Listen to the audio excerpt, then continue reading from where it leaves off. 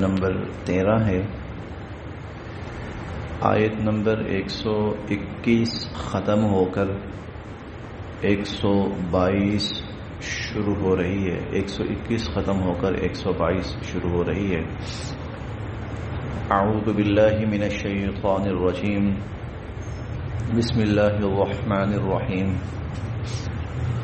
وما كان المؤمنون لينفروا كافة فلولا نفر من كل فرقة منهم طائفة ليتفقهوا في الدين ولينذروا قومهم إذا رجعوا إليهم لعلهم يحذرون. وما كان اور نہیں کرنا چاہیے، وما کانا اور نہیں کرنا چاہیے، المؤمنون ایمان والوں کو، وما کان المؤمنون اور ایمان والوں کو ایسا نہیں کرنا چاہیے، لینفروا کہ وہ نکل پڑیں، کافہ سب کے سب، لینفروا کافہ کہ وہ سب کے سب نکل پڑیں. وما كان المؤمنون لينفروا كافة اور مومنوں کو ایسا نہیں کرنا چاہیے کہ وہ سب کے سب نکل پڑیں. غزوہ تبوک میں جو کچھ مسلمان نہیں جا پائے تھے تو اللہ تعالیٰ کی طرف سے پھر ان کے ساتھ تھوڑا سا سختی کا معاملہ کیا گیا. جب ان کے ساتھ سختی کا معاملہ ہوا، اور ہم نے کل پڑھا ہے کچھ صحابہ کرام ایسے تھے کہ 50 دن تک اللہ رب العزت نے ان کی توبہ قبول نہیں فرمائی، تو پھر صحابہ کرام آپس میں کہتے تھے کہ اب جو بھی جنگ ہوگی نا تو ہم میں سے کوئی پیچھے نہیں رہے گا، ہر جہاد میں ہم میں سے ہر شخص جایا کرے گا. تو اللہ رب العزت نے اس پر یہاں ان کو نصیحت فرمائی، اور نصیحت یہ فرمائی کہ غزوہ تبوک کا جو موقع تھا وہ ایک خاص موقع تھا اور خاص ضرورت تھی. اسی لیے حضور علیہ الصلوۃ والسلام نے سب کو حکم فرمایا. اسے کہتے ہیں نفیر عام. نفیر عام یعنی سب کے سب نکلے، اس میں سب کو حکم ہوا کہ سب کے سب چلیں، سب کے سب نکلیں. لیکن آئندہ اگر ایسا کہیں موقع آ گیا اور جو بھی مسلمانوں کا امیر اور حاکم اگر وہ نفیر عام کا حکم دے پھر تو سب کے سب نکلیں، ورنہ عام حالات میں یہ ہونا چاہیے کہ کچھ مسلمان اس جہاد کے سلسلے کو جاری رکھیں اور بقیہ جو مسلمان ہیں وہ دین کے بقیہ شعبوں پر محنت کریں، کیونکہ اور بھی دین کے شعبے ہیں. اس آیت میں آگے اللہ تعالیٰ فرما رہے ہیں کہ علم کا حاصل کرنا، علم کا سیکھنا اور آگے اور لوگوں کو علم سکھانا یہ ایک بہت اہم ضرورت ہے. لہٰذا کچھ لوگ ایسے ہونے چاہیے کہ جو علم حاصل کریں اور علم حاصل کر کے پھر ان لوگوں کو اس علم سے اور اللہ کے احکام سے آگاہ کریں جن تک ابھی اللہ کا پیغام نہیں پہنچ پایا. تو جب ضرورت ہو، ایسی کوئی ایمرجنسی کیفیت پیدا ہو جائے پھر تو ٹھیک ہے، سب کے سب مسلمان اللہ کی راہ میں نکلیں. لیکن اگر ایسی کیفیت نہ ہو تو پھر کچھ مسلمان جہاد کے لیے نکلیں اور باقی مسلمان دین کے باقی کاموں کے اندر مشغول رہیں تاکہ دین کے تمام احکامات اور تمام شعبوں کا سلسلہ چلتا رہے. وما كان المؤمنون اور مومنوں کو ایسا نہیں کرنا چاہیے، لینفروا کافہ کہ وہ سب کے سب نکل پڑیں، کہ وہ سب کے سب نکل پڑیں.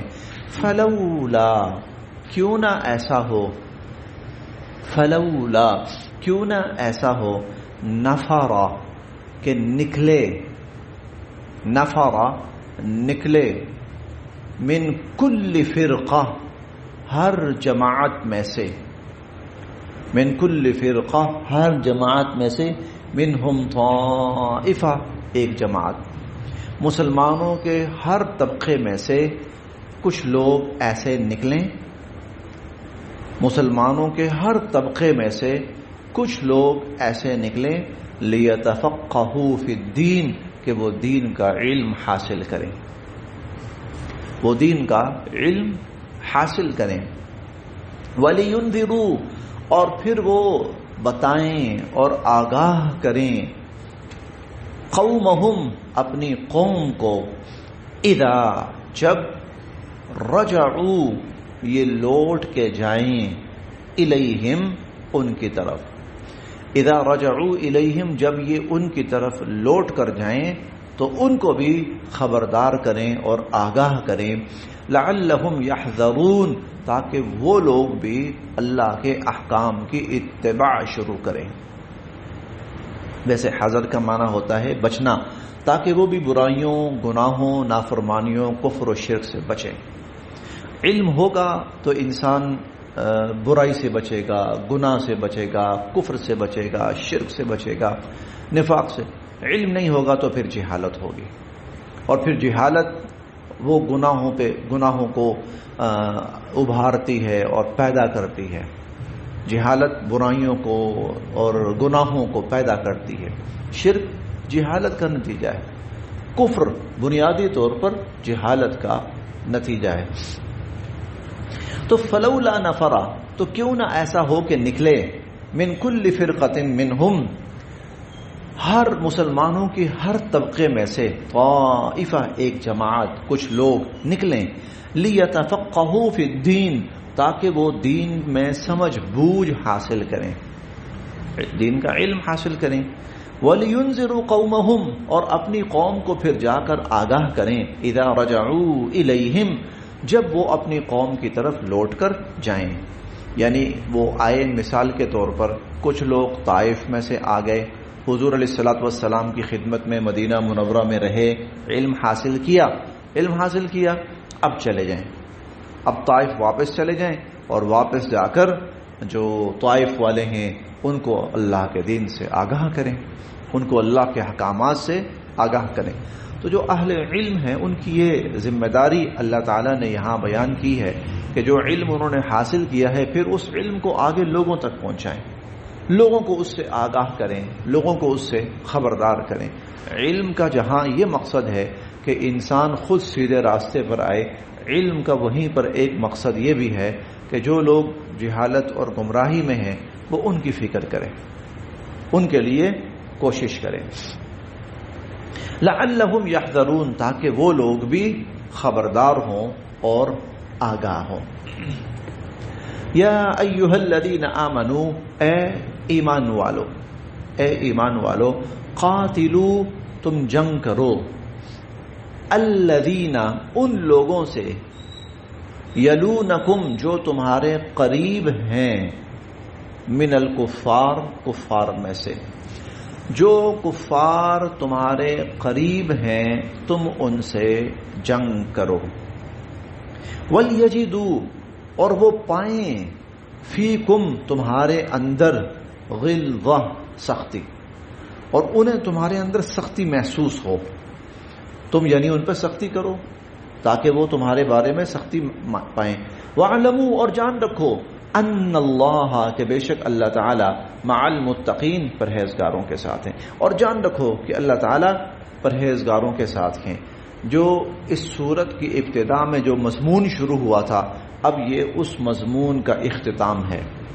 مضمون کیا تھا کہ ان مشرکین سے ہو سکتا ہے تمہیں جنگ کرنی پڑ جائے، اگر یہ مدینہ چھوڑنے کے لیے تیار نہ ہو، مکہ چھوڑنے کے لیے تیار نہ ہو 4 ماہ کے بعد، تو یہ جو تمہارے پاس ہیں، تمہارے قریب ہیں، تمہیں اگر جنگ کرنی پڑے تو تم تیار رہو، وَلْيَجِدُوا فِيكُمْ غِلْظَةً، اور ان کے ساتھ سخت رویہ اختیار کرو، سخت رویہ، تاکہ اگر تم نرم رویہ اختیار کرو گے نا تو وہ بے فکر ہو جائیں گے، وہ کہیں گے بس ایسا ہی ایک بات برائے بات تھی، نہیں، وَلْيَجِدُوا فِيكُمْ غِلْظَةً، اور چاہیے کہ وہ تمہارے اندر سختی پائیں، وَاعْلَمُوا، اور جان رکھو، ان اللہ، کہ بے شک اللہ تعالی، مع المتقین، پرہیزگاروں کے ساتھ ہیں۔ وَإِذَا مَا، اور جب بھی، انزلت، نازل کی جاتی ہے، سورتن، کوئی سورت، وَإِذَا مَا انزلت سورہ، اور جب بھی کوئی سورت نازل کی جاتی ہے، فَمِنْهُمْ، تو ان میں سے، ان میں سے، ان سے مراد کفار بھی ہیں اور منافقین بھی ہیں. فمنہم تو ان میں سے، من وہ بھی ہیں، یقولو جو کہتے ہیں، ایکم تم میں سے کس کا، ہذہ اس صورت، زادت ہو بڑھایا، ایکم تم میں سے کس کا، زادت ہو بڑھایا، ہذہ اس صورت نے، ایمانن ایمان، تم میں سے کس، اس صورت نے کس کا ایمان بڑھایا، اس صورت سے کس کا ایمان بڑھا. یہ مشرکین یا یہود جو تھے، منافقین جو تھے، وہ تو بطور مذاق کے کہتے تھے، ہاں بھائی تم میں سے کسی کا ایمان تو نہیں بڑھا، وہ کسی کا ایمان بڑھا ہے. یہ طنز، مذاق، استہزاء وہ کرتے تھے. پھر دیکھیے وَإِذَا مَا أُنزِلَ السُّورَةُ اور جب کوئی صورت نازل کی جاتی ہے، فَمِنْهُمْ تو ان میں سے، من وہ بھی ہیں، یقولو جو کہتے ہیں، ایکم زادتہ ہذہ ایمانا کہ اس صورت نے تم میں سے کس کا ایمان بڑھایا ہے. فَأَمَّا الَّذِينَ پس وہ لوگ، آمنوا جو ایمان لائے، فَأَمَّا الَّذِينَ پس وہ لوگ، آمنوا جو ایمان لائے، فَزَادَتْهُمْ ہاں ان کا بڑھتا ہے، ایمانن ایمان، یا یہ صورت ان کا بڑھاتی ہے ایمانن ایمان. وہم اور وہ، یستبشرون اس پر خوش ہوتے ہیں، اور وہ اس پر خوش ہوتے ہیں، ان کے ایمانوں میں اضافہ ہوتا ہے، ان کے علم میں اضافہ ہوتا ہے، اللہ کی طرف سے اور حکم ان پہ آتا ہے، وہ خوش ہوتے ہیں اس پر. وَأَمَّا الَّذِينَ اور وہ لوگ، فی قلوبہم جن کے دلوں میں، مرضٌ بیماری ہے، مرض ہے، روگ ہے، چاہے منافقت کا ہے چاہے کفر کا ہے، فزادتہم تو یہ صورت بڑھاتی ہے ان کی، رجسن گندگی، الی رجسہم ان کی پہلے سے موجود گندگی میں، پہلے سے جو موجود گندگی ہے تو یہ صورت اس گندگی میں اور اضافہ کرتی ہے. گندگی سے کیا مراد ہے؟ ان کے دلوں میں پہلے سے منافقت ہے، بغض ہے، نفرت ہے ان کے دلوں کے اندر. جو قرآن آتا جاتا ہے ان کے بغض میں اور اضافہ ہوتا جاتا ہے، ان کی نفرت میں اور اضافہ ہوتا جاتا ہے، ان کے بغض، ان کے غصے، ان کی نفرت میں اور اضافہ ہوتا جاتا ہے. تو وَأَمَّا الَّذِينَ فِي قُلُوبِهِم مَرَضٌ جن کے دلوں میں بیماری ہے، فَزَادَتْهُمْ رِجْسًا إِلَى رِجْسِهِمْ تو یہ صورت، جو بھی صورت نازل ہوتی ہے تو جو پہلے سے نجاست ہے اس نجاست میں اور اضافہ ہوتا ہے. وَمَاتُوا اور وہ مریں گے، وَهُمْ کافرون اس حالت میں کہ وہ کافر، وہ کفر کی حالت میں مریں گے. اولا کیا نہیں، یرونا یہ دیکھتے، اولا یرونا کیا یہ دیکھتے نہیں ہیں، انہم کہ بے شک یہ لوگ، یفتنون آزمائے جاتے ہیں، یہ لوگ آزمائے جاتے ہیں، فی کل عام ہر سال، مرتن ایک مرتبہ، او مرتین یا دو مرتبہ. کیا یہ لوگ دیکھتے نہیں ہیں کہ یہ ہر سال ایک یا دو مرتبہ آزمائے جاتے ہیں. ثم پھر، لا یتوبون نہ تو یہ توبہ کرتے ہیں، ولا ہم یذکرون اور نہ ہی کوئی نصیحت حاصل کرتے ہیں. نہ تو یہ لوگ توبہ کرتے ہیں اور نہ ہی یہ لوگ کوئی نصیحت حاصل کرتے ہیں. سال میں ایک دو مرتبہ آزمائے جانے سے مراد کوئی نہ کوئی ایسا موقع آتا ہے جس میں یہ ظاہر ہو جاتے ہیں اور سب کو پتہ چل جاتا ہے کہ یہ لوگ کس سوچ کے ہیں، کس ذہنیت کے ہیں اور کس طرز عمل کے ہیں. لیکن پھر بھی یہ لوگ توبہ نہیں کرتے اور نہ ہی یہ نصیحت حاصل کرتے ہیں. وَإِذَا مَا اور جب بھی، انزلت نازل کی جاتی ہے، سورتن کوئی صورت، اور جب بھی کوئی صورت نازل کی جاتی ہے، نظر تو دیکھتا ہے، بعضهم ان میں سے ایک، الی بعض دوسرے کو، نظر بعضهم الی بعض یہ ایک دوسرے کو دیکھتے ہیں، یہ ایک دوسرے کو دیکھتے ہیں. کیوں؟ هل یراکم تمہیں کوئی دیکھ تو نہیں رہا، کہ کوئی دیکھ تو نہیں رہا تمہیں، من احدن کوئی، ہل یراکم من احد، کہیں تمہیں کوئی دیکھ تو نہیں رہا. وہ ہماری اردو میں ایک محاورہ ہے تو غلط ہے، تھوڑا سا غلط ہے، لیکن صرف یہ جملہ واضح کرنے کے لیے وہ محاورہ کہہ رہا ہوں. وہ ہے چور کی داڑھی میں تنکا. چور ان کے دل میں چور ہوتا ہے نا. یہ میں اس لیے کہہ رہا ہوں کہ مناسب نہیں ہے کہ یہاں پر بھی فوکس چور کو نہیں کیا گیا، داڑھی کو کیا گیا ہے. فوکس چور کو نہیں، چور کے سر پر بھی تو کہا جا سکتا تھا نا. ہاں، چور کی آنکھوں میں بھی تو کہا جا سکتا تھا، ہاں اس کے چہرے پر بھی کہا جا سکتا تھا، لیکن فوکس داڑھی کو کیا گیا. یہ غلط ہے. گویا کہ بتلانا ایک طرح سے ایک تصور یہ دینا ہے کہ داڑھی والا چور ہے، چور کی داڑھی والا چور. یہ لاشعوری طور پر یہ ایک کانسیپٹ ذہنوں میں ڈالنا. تو یہ جو بندہ غلط ہوتا ہے، برا ہوتا ہے، وہ گھبرایا ہوا ہوتا ہے، ڈرتا ہے. ذرا کوئی بات ہوتی تو وہ سمجھتا ہے کہ میرے بارے میں ہو رہی ہے، میرے بارے میں ہو رہی ہے. ذرا کوئی کسی کو دیکھتا ہے، اسے کوئی بھی دیکھتا ہے تو وہ سمجھتا ہے کہ شاید اس کو شک ہو گیا مجھ پر. تو جب ان پر کوئی صورت نازل ہوتی ہے، حضور علیہ الصلوۃ والسلام کی محفل میں بیٹھے ہوئے ہیں، اللہ کی طرف سے کوئی حکم نازل ہوا، قرآن کی صورت آیت کوئی نازل ہوئی، تو نظر بعضهم الی بعض، ایک دوسرے کو دیکھتے ہیں.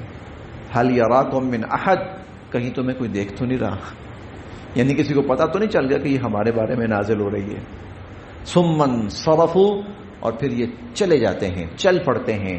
صرف اللہ، پھیر دیا اللہ نے، قلوبہم، ان کے دلوں کو، بانہم، کہ بے شک یہ، قوم، ایسے لوگ ہیں، لا یفقہون، کوئی سمجھ بوجھ نہیں رکھتے. بانہم قوم لا یفقہون، یہ ایسے لوگ ہیں کہ کوئی سمجھ بوجھ نہیں رکھتے.